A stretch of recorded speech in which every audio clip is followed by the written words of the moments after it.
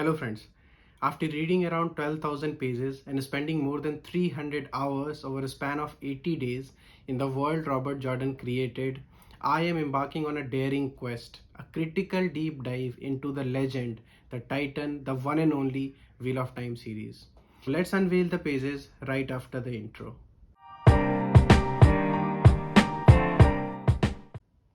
Wheel of Time is a massively popular high fantasy series created by Robert Jordan and later finished by Brandon Sanderson, as Robert Jordan died in 2007 while writing his final book.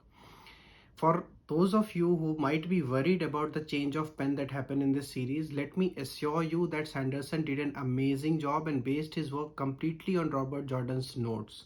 So I for one had absolutely no problems with this series. Now, I must tell you that this series has definitely a special place in my heart because it rekindled my reading journey. But in this review, I will try to be completely unbiased.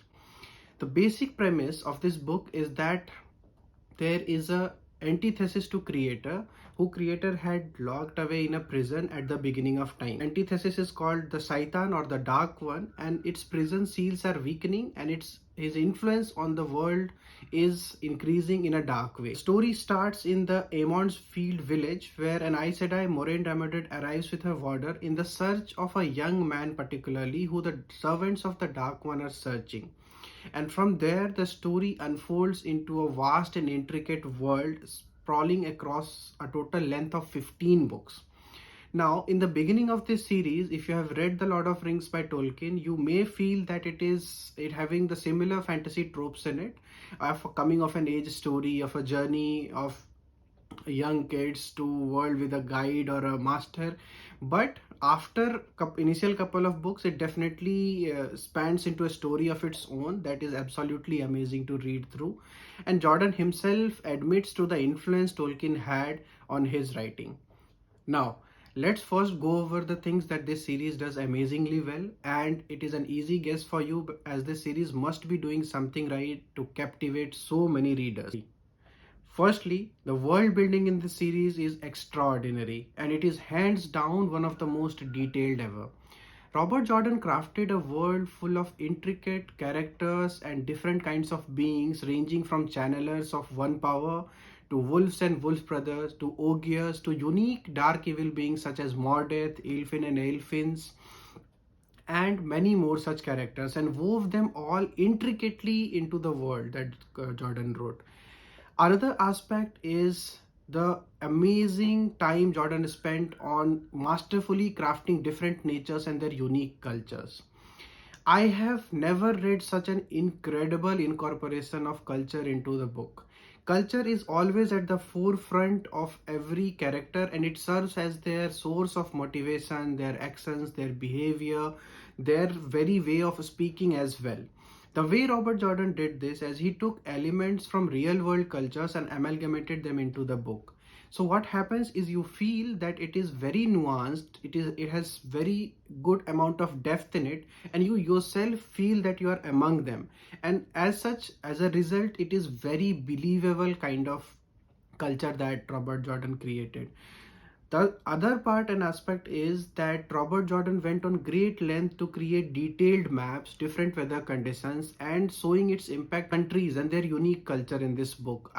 They range from Amedician, Andorrans, Illinois, Carhanian, the Sonchan, the Borderlander. The Borderlander themselves have so many nations such as Kandori, Malkeri, and each of them has their unique food, their unique drinks, their unique dressing style, their unique accents, and all of this amazing intricate cultural aspect makes it very believable and very relatable. So it's a thoroughly enjoying experience. Thing that I absolutely love is this unique and complex magic system that Robert Jordan wrote for this series.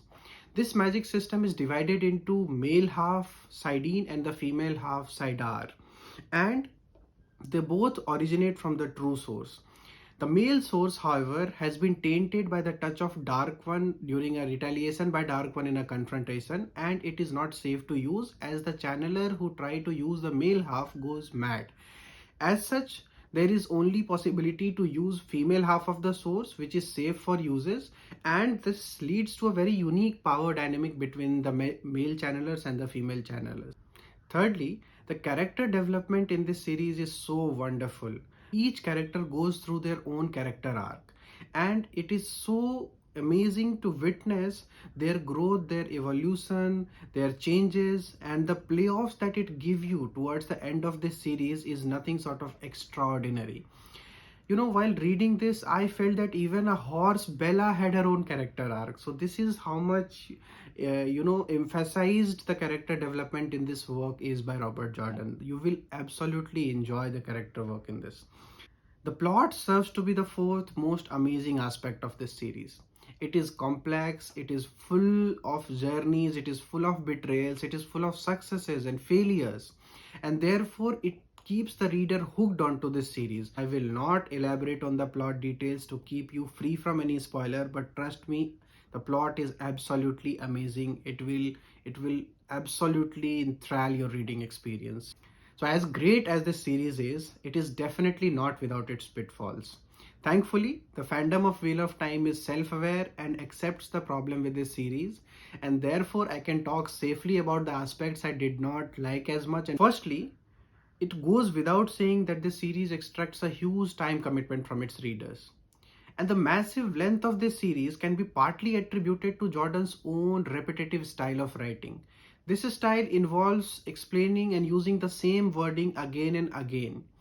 As a result, a character will tip his hat, a character will pull his mustache, somebody will tug her braid in a certain way again and again and again. Robert Jordan also explained the magic system, the gender dynamics at many instances in this book in a repetitive manner, and it will become a grating experience for you. Now, Jordan might have chosen this repetitive style of writing to accommodate the time difference in between the books that were released between 1990 to 2003. There were gaps in between the book releases, and the repetitions done by Robert Jordan served very well to those readers who were reading it as the books released. It served well to remind the users while they were reading it and they do not forget any element of the book in the first place. But as a reader who binge read through this series, as you, if you are deciding right now to read this series, will do, you will probably read it one after the other. And for you, as it was for me, it will become grating to find the repetitions in this book. Secondly, the pacing of the books is inconsistent. Few books are absolute page turners, while few will feel like a drag on, especially the books in the middle. Yes, I am talking about the dreaded aspect of this book series called as the slog. Although there is no definite span of the slog books, but it is widely accepted that books 7 to 10 are considered as slogs. The reason is that these books focus heavily on character development and their journeys, and they do it at the expense of the plot development in the book. For those reader who waited sometimes 2 years to read the next book and find it that there is no major plot development happening, it must have been a definitely dreadful experience. Another reason I would say that the slog feels like a slog is that the characters are hugely dispersed in the geographies with very little intersection between them. So what happens is there is barely any sort of common storyline, and you will feel that you are juggling between different narratives of different characters at the same time. My take is that there is definitely a slog. It does slow down, but it is not as grating as it is said by some other readers. These books are relatively shorter on length as well, and the character development that happen in these books has an extremely good payoff at the end. The third underwhelming aspect of this series is gender dynamic and the portrayal of women. The central element in this story is the use of one power, and it is strictly divided on gender lines between male half Sidene and the female half Sidar, and each have their strengths and weaknesses.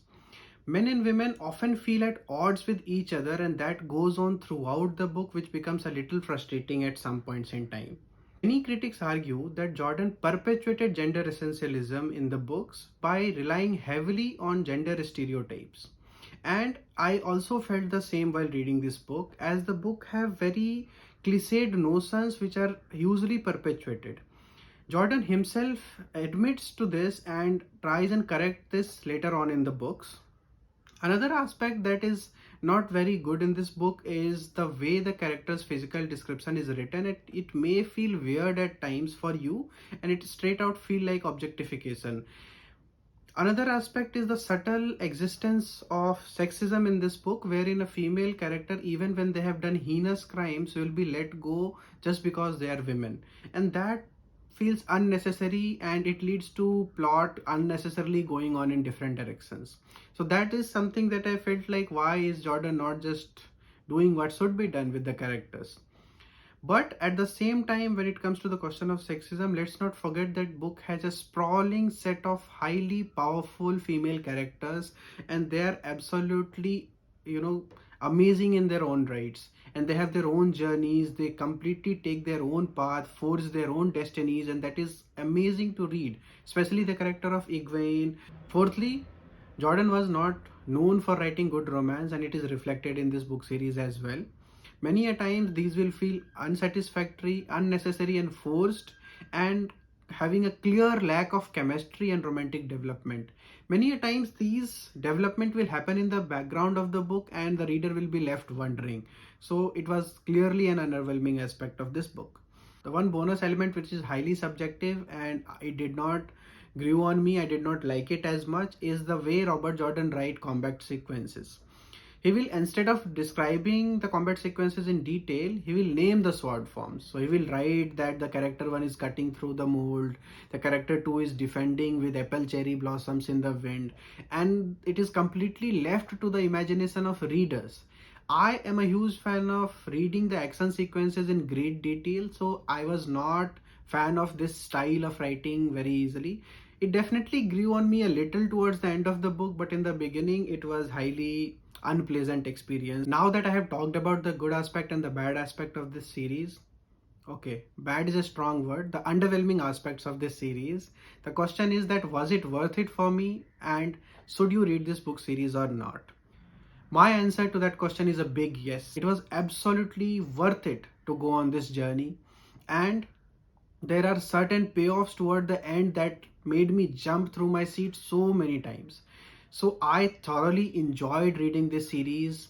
As for my viewers, I think you should decide whether to read this series or not, as reading is very subjective. As for the readers who are more into books, who demands a less time commitment from them and are not fantasy enthusiasts, then this book series may not be for you, as it is definitely a massive behemoth. But if you're a fan of complex world building and fantasy elements, I see absolutely no reason as to why you should not read this series.